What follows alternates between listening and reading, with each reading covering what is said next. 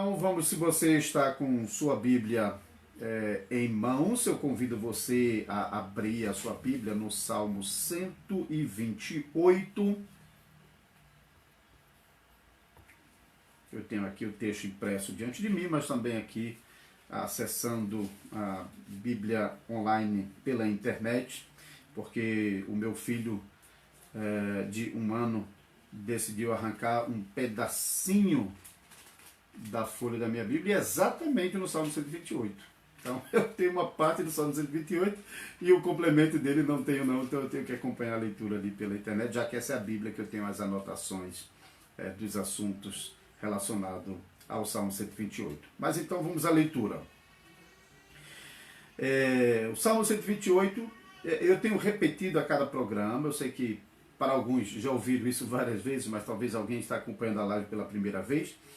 Os Salmos de Degraus, ele tem um títulozinho acima dos Salmos. Se você está com a edição revista atualizada, está Cântico de Romagem, mas dependendo da Bíblia, esse título pode variar para Salmos de Peregrinos, Salmo de Romagem, então Salmo de Subida, já que a expressão em hebraico Hamahalot fala realmente sobre subir, hein? Então as traduções estão variando um pouco na maneira como coloca o correspondente em português.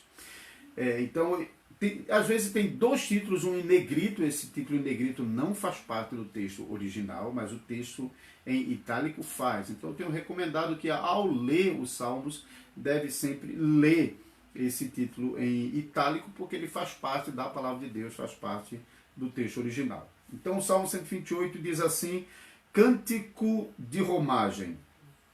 Bem-aventurado aquele que teme ao Senhor e anda nos seus caminhos. Do trabalho das tuas mãos comerás, feliz serás e tudo te irá bem. Tua esposa no interior da tua casa será como a videira frutífera. Teus filhos como o rebento da oliveira à roda da tua mesa. Eis que será abençoado o homem que teme ao Senhor. O Senhor te abençoe desde Sião, para que vejas a prosperidade de Jerusalém durante os dias de tua vida. Vejas os filhos de teus filhos, paz sobre Israel. Que o Senhor nos abençoe com essa leitura e também com a explicação dela.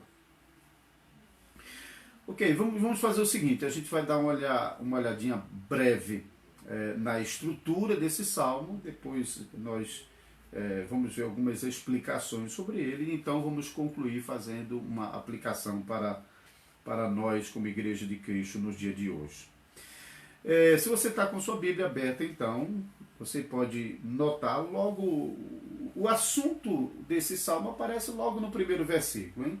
Bem-aventurado aquele que teme ao Senhor. Isso, de fato, é o assunto desse salmo. Esse salmo fala sobre bem-aventurança, sobre felicidade, sobre alegria, sobre regozijo. E você pode notar que esse salmo termina complementando esse sentido de alegria. Porque enquanto no versículo 1 diz que quem é que é feliz? Quem é que é alegre? Quem é que é bem-aventurado? É aquele que teme ao Senhor. E o salmo conclui dizendo que somente perto do Senhor, debaixo da bênção do Senhor, é que esses tementes a Deus encontram essa felicidade. E no meio desse salmo, então, os versículos 2 a 4, mostra que essa felicidade, que só pode ser encontrada próximo de Deus, ela irradia para as demais áreas da vida. O versículo 2 fala sobre o trabalho e o versículo 3 fala sobre a família, hein? Então, a verdadeira felicidade está perto de Deus, está debaixo da bênção de Deus e se reflete, se estende então para o restante da nossa vida, para as demais áreas da nossa vida, como trabalho e como família. Então, vamos pensar um pouco sobre essa felicidade. Primeiro, vamos falar o que não é felicidade. Felicidade não é um mero estado de satisfação, né, onde nós seja fisicamente, seja emocionalmente, nós podemos encontrar ao estar num ambiente de conformação, onde as coisas estão funcionando bem, né? Quando uma pessoa não está passando por nenhuma dificuldade, especialmente naquelas áreas mais sensíveis da sua vida. Para alguns, por exemplo, trabalho é uma coisa muito importante. Então, quando tudo está bem no trabalho, essa pessoa está tranquila, está feliz, está alegre. Em outros casos, família é uma coisa muito importante, e se alguma coisa na família não está bem, essa pessoa não se sente feliz. Então, aquele estado de satisfação, quando ele é preenchido, as pessoas sentem-se alegres, felizes, realizados. Então, a Bíblia não está falando disso, não está falando de um mero estado de satisfação de nossas necessidades temporais. Isso não é felicidade real, isso não é a felicidade plena, porque esse estado de satisfação que eventualmente a gente desfruta, o que é uma coisa boa, isso não é ruim, todo mundo quer ter realmente um momento bom, quer estar em paz, não quer estar enfrentando doença, quer ter dinheiro para suprir suas necessidades, quer ter condições para realizar algumas coisas diferenciadas, querem atender os pedidos do filho, querem estar bem com sua esposa ou com seu cônjuge, com seu marido. Essas coisas não são ruins, mas essas coisas não são verdadeira felicidade. Porque essas coisas podem facilmente se acabar, podem facilmente ser alteradas, podem facilmente ser mudadas. Então tanto faz você estar bem aqui agora, como em poucos minutos acontecer alguma coisa e tudo mudar completamente. Então alguém que está rindo, ouve uma notícia, começa a chorar. Alguém que está com saúde, de repente descobre que está com uma doença gravíssima. Ouvimos agora, recentemente, um pastor presbiteriano americano que já veio no Brasil várias vezes, o pastor Jorge Scipione, ele administra cursos e estudos na área de educação, na área de aconselhamento cristão. Eu mesmo já fiz curso 2 vezes com ele e o Dr. Bacos, em Recife, no seminário presbiteriano. Então, esse homem estava bem e em poucos meses, se não me engano, em 2 meses, ele descobriu que estava com um câncer e ontem ele faleceu, partiu para o Senhor. Então, assim é a nossa vida. Então, não adianta uma pessoa se confiar que está tendo um momento transitório de alegria, de satisfação, ou está passando um bom momento na vida, onde está tendo prosperidade, no casamento as coisas estão funcionando bem, ele está conseguindo trabalhar e ter o seu sustento, talvez até está progredindo no seu trabalho, seja na função que exerce, seja com sua empresa. Não adianta colocar a confiança nessas coisas, porque tudo isso pode desmoronar muito rapidamente, em um momento muito rápido, né? Tudo muda muito rápido, quase não sai. Então, infeliz aqueles que colocam a sua confiança nessa coisa, porque ele não pode ter garantia de que daqui a pouco ele ainda vai continuar com aquilo que supostamente lhe dá alguma satisfação. Então, o que o texto do Salmo 128 nos ensina é que a verdadeira felicidade está próximo de Deus. A verdadeira felicidade, versículo 1 nos diz, está naquele que teme ao Senhor. Então, a verdadeira felicidade não está nas coisas dessa vida. A verdadeira felicidade não está afastado de Deus, longe de Deus. Você não vai encontrar a verdadeira felicidade buscando em qualquer outra coisa que não seja Deus. Então, a verdadeira felicidade nem está fora de Deus, nas coisas desse mundo. E a verdadeira felicidade também não está afastado de Deus, longe de Deus. Mas observe o versículo 1, bem-aventurado aquele que teme ao Senhor e anda nos seus caminhos. Somente próximo do Senhor vamos descobrir a verdadeira felicidade. Então, quando nós lemos aqui, bem-aventurado aquele que teme ao Senhor, então só desfruta verdadeira felicidade aquele que teme a Deus. Então, antes de prosseguir explicando mais sobre essa verdadeira felicidade, vamos ter a compreensão sobre esse temente a Deus. Vamos a Êxodo capítulo 20, eu gosto de usar essa referência de Êxodo capítulo 20. O versículo 20 também, então, Êxodo 20, versículo 20. Êxodo 20 é um texto que nós na Igreja Reformada, nós estamos bem acostumados, porque nas igrejas reformadas nós temos a prática de ouvirmos a leitura da lei, dos 10 mandamentos como resumo da lei, todos os domingos, particularmente no culto da manhã. Então, agora no versículo 20, depois da leitura dos 10 mandamentos, Moisés respondeu ao povo: não temais, Deus veio para vos provar e para que o seu temor esteja diante de vós, a fim de que não pequeis. Então veja, esse texto é interessante porque ele aborda dois aspectos importantes do significado desse temer a Deus. O que significa temer a Deus, o temor a Deus? Então Moisés começa dizendo que o povo não é para ter medo de Deus, não é para ter temor, não é para temer. Logo em seguida ele diz que Deus veio para provar e para que o temor dele esteja sempre diante do seu povo. Então, vocês não devem temer, mas Deus veio a vós para que o temor dele esteja diante de vós. Então, como entender esses dois aspectos do temor?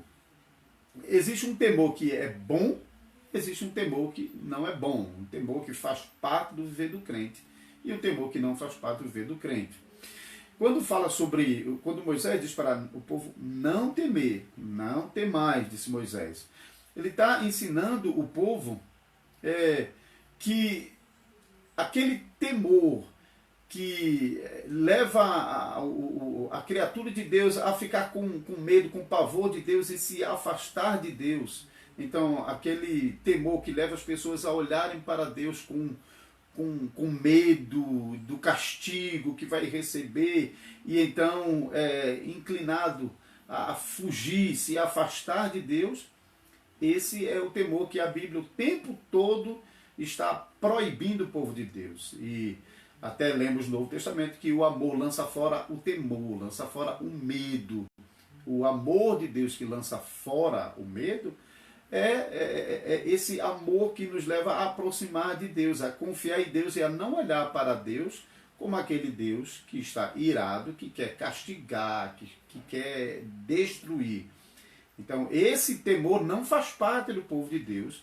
O povo de Deus não deve ficar com medo de Deus. O povo de Deus deve se aproximar de Deus como um Pai celestial, confiando nele. Então, esse primeiro temor está fora. Não deve temer. O povo de Deus não deve temer. Mas ele deve ser temente a Deus. Ele deve temer a Deus em um outro sentido. Ele deve temer a Deus naquele sentido de alguém que não quer ofender, alguém que não quer provocar, e alguém que conhece também o castigo de seu Pai Celestial. Mas ele não quer fazer isso somente por causa do castigo que ele pode receber, mas porque ele ama tanto esse Pai Celestial, que a última coisa que ele quer na vida é fazer alguma coisa para machucá-lo, para ofendê-lo, para entristecê-lo. A gente conhece muito bem o que é isso. Quando nós, seja marido e esposa, tentando fazer de tudo para agradar o seu cônjuge, seja um filho que faz de tudo para agradar o seu pai. Então, ele sabe que uma ofensa pode trazer algum dano para ele, mas ele não causa ofensa não é só porque ele teme o dano. é porque ele não quer causar à pessoa que ele ama nenhuma ofensa, nenhuma tristeza, nenhum dano.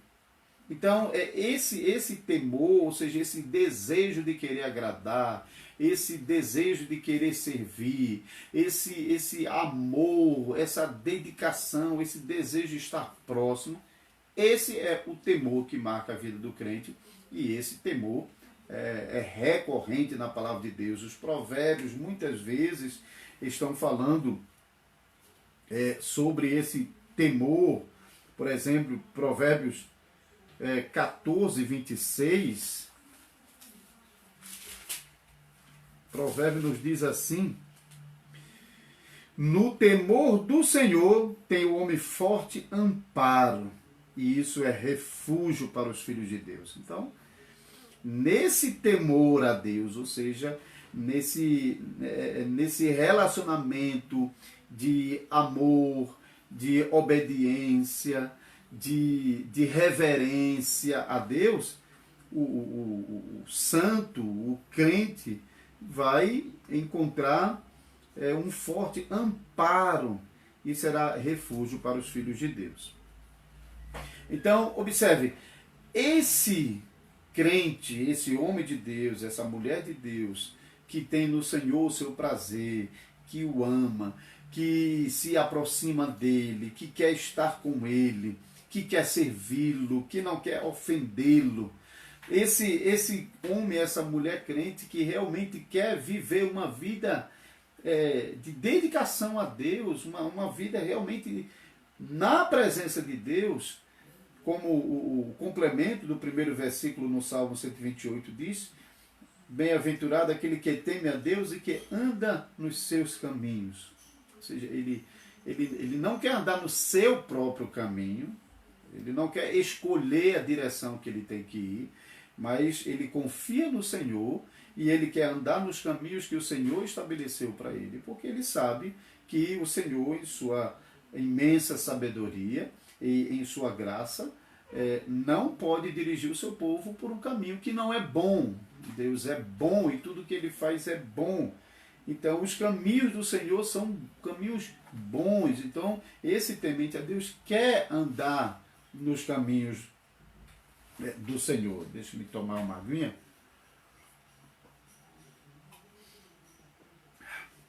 Estou tomando água na caneca da Conferência DOT, que aconteceu em Belo Horizonte, Minas Gerais. Eu me lembro, isso aqui foi lá na congregação da Igreja Presbiteriana Peregrina. Naquele momento, palestraram lá o pastor Abramo, pastor Rodrigo Broto e pastor Everton Toca-Chique.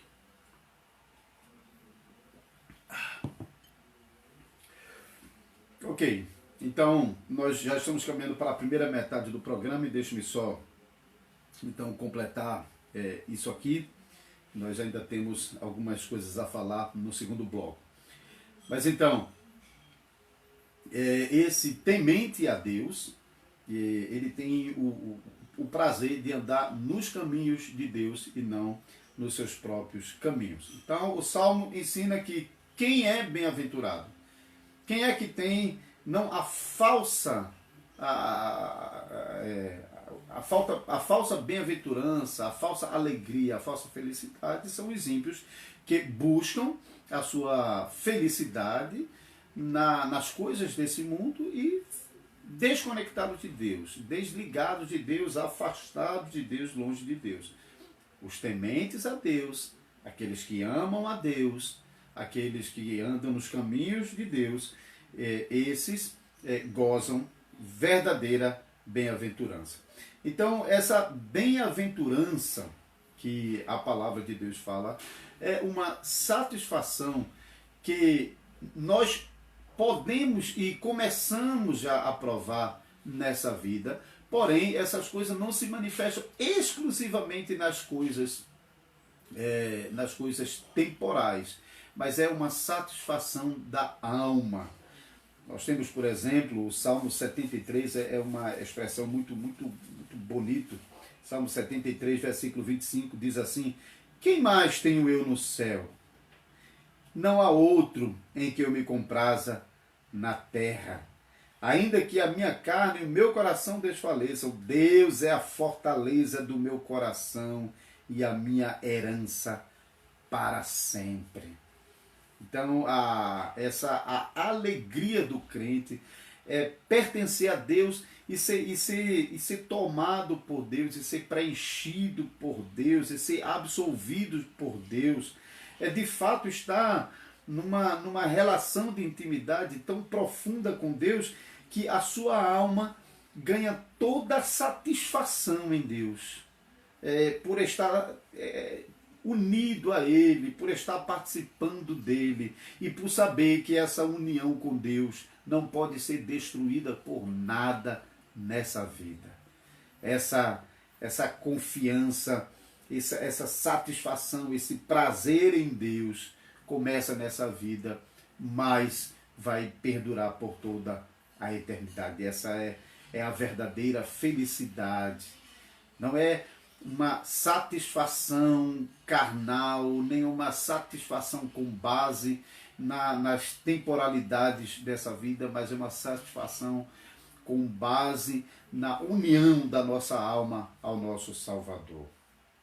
Essa é a verdadeira felicidade e não a tem quem busca prazer longe de Deus. Não a tem quem busca prazer em qualquer outra coisa nesse mundo, senão unicamente em Deus. A bem-aventurança de que fala o Salmo 128 não pode ser alcançado fora de Deus, nem nas coisas desse mundo, mas somente para aqueles que temem a Deus e andam nos caminhos do Senhor. Aqueles que estão próximos de Deus podem alcançar. E essa bem-aventurança não é nenhuma satisfação pelas necessidades temporais, mas é a satisfação da alma. É a alma que tem prazer por estar unido a Deus e desfrutar de Deus. Mas apesar disso, o Salmo mostra claramente que essa satisfação que nós temos em Deus, ela se estende para todas as áreas de nossa vida. E então podemos experimentar isso também no trabalho e na nossa família. Esse Salmo 128, ele é um salmo de sabedoria. Alguns até falam que o Salmo 128 está ligado com o Salmo 127. Talvez até originalmente era um salmo só e posteriormente foi dividido em dois. Isso não é certo, mas o Salmo 127 identifica a autoria como sendo de Salomão. Se realmente eles são originalmente um salmo só, então o Salmo 128 também é um salmo de Salomão. E ele é apresentado nessa forma de sabedoria, que mostra que quando nós buscamos a Deus, os tementes, eles encontram felicidade em Deus e eles podem provar essa felicidade em todas as áreas de sua vida. Então, espera que aquele que teme a Deus, que encontra essa felicidade em sua alma, prova dessa felicidade também no seu trabalho, tirando do seu trabalho aquilo que ele precisa para a sua vida. Então, um trabalho com a bênção de Deus é aquele trabalho em que ele fornece aquilo que nós precisamos para o nosso sustento. Podemos pensar sobre um trabalho que não é abençoado, um trabalho que, por mais que você trabalhe, se esforce, como a gente viu isso já no Salmo 127, então inútil será levantar cedo, dormir tarde, se o Senhor não abençoar, esse trabalho não vai oferecer aquilo que deveria oferecer. Além disso, o trabalho pode acabar sendo objeto de muitas tentações e provações. Então, os tementes a Deus provam dessa felicidade no íntimo, na alma, e têm a grata alegria de provar essa alegria também no seu trabalho, conseguindo por meio do seu trabalho aquilo que é necessário para a sua subsistência. Esse temente a Deus também pode provar isso na sua família. Então, o que se espera de uma família abençoada? Uma família que está funcionando bem, assim como o trabalho que funciona bem, fornece aquilo que nós precisamos para o nosso sustento, assim também uma família que está funcionando bem debaixo da graça de Deus, vai funcionar bem naquilo que uma família foi chamada a fazer, que é gerar filhos e viver em harmonia, marido, mulher, e no relacionamento com os filhos. Então, o quadro, a pintura que se mostra no versículo 3 com relação à família abençoada é uma família onde na mesa está marido, mulher e os filhos rodeando a mesa. Então a mulher gerando filhos e os filhos cercando a mesa. Isso é bem diferente de muitos quadros de hoje em dia que talvez nem tem mais mesa para a família sentar e se tiver as cadeiras estão vazias, hein? De vez em quando pessoas estão sozinhos. Então nem tem marido e nem tem mulher. Realmente é uma deformação terrível daquilo que deve ser uma família abençoada por Deus. Então essa família abençoada por Deus, esse trabalho abençoado por Deus, desfrutado pelo temente a Deus, que teme ao Senhor, que busca o Senhor, encontra essas coisas na presença do Senhor. O Salmo se encerra justamente mostrando que o Senhor abençoa desde Sião.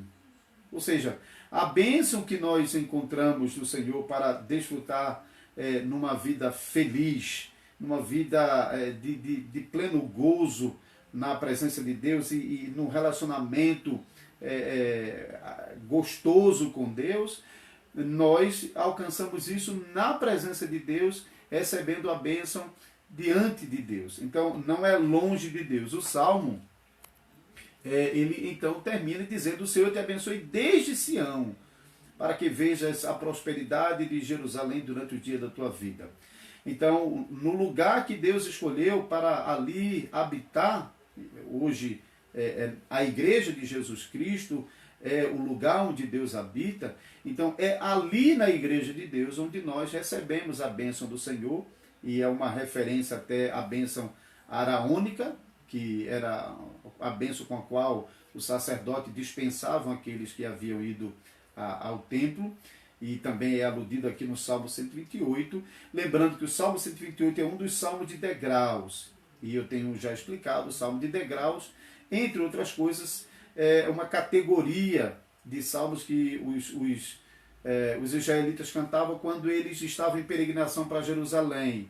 Então o Salmo 120 começa longe de Jerusalém, eles lamentando habitar no meio dos ímpios, e então prossegue Salmo 121 olhando para o alto, para o monte, para Jerusalém, e prossegue, e então agora ele já, Salmo 122 já mostra ele em Jerusalém, com os pés diante de Jerusalém.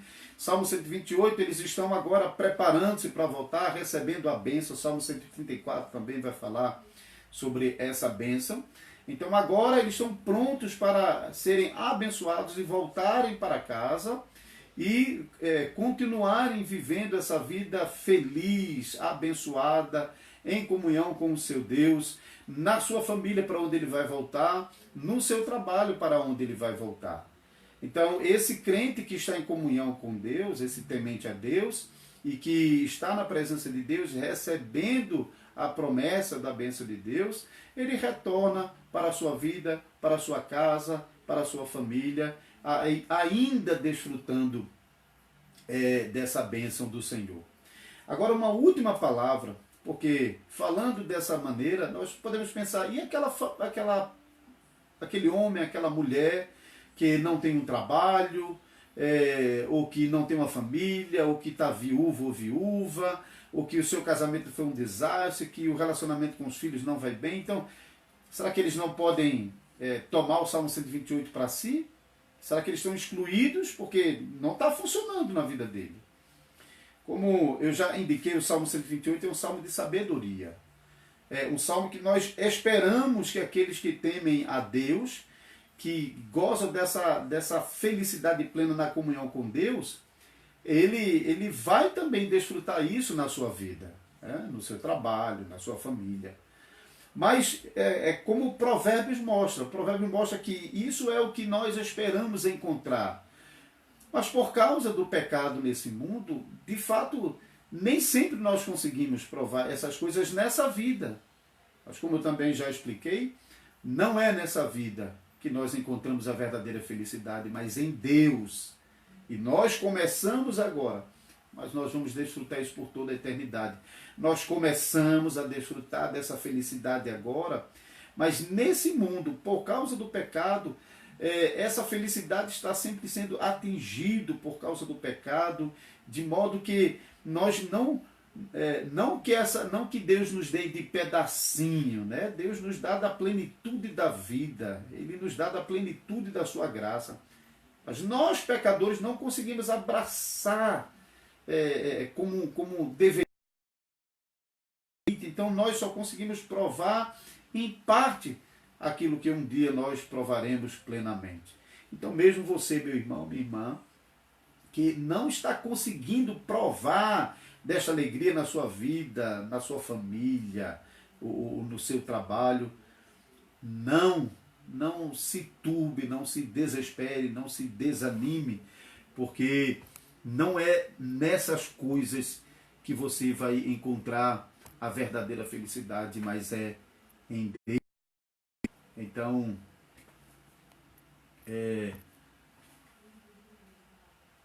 acho que alguma coisa deu errado aqui com a minha internet.